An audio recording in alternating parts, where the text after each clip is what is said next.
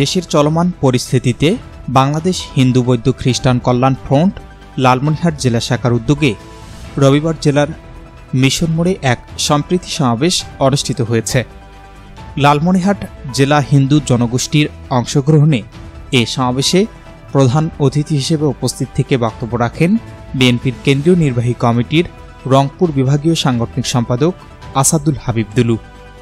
কল্যাণ ফ্রন্টের লালমনিরহাট জেলা কমিটির সভাপতি বাবু গুরুচরণ রায়ের সভাপতিত্বে অনুষ্ঠিত এ সম্প্রীতি সমাবেশে বক্তব্য রাখেন জেলার বিভিন্ন উপজেলা থেকে আগত হিন্দু ও খ্রিস্টান সম্প্রদায়ের নেতৃবৃন্দ।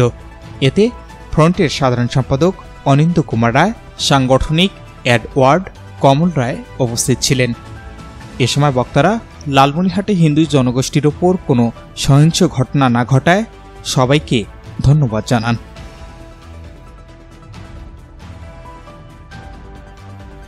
Shahinur Rahman, news desk, ABN 24।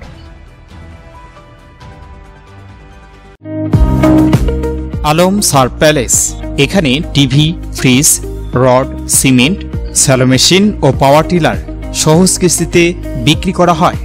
Proprietor Mohammad mister Alam, স্থান খালাসপীর, পীরগঞ্জ, রংপুর।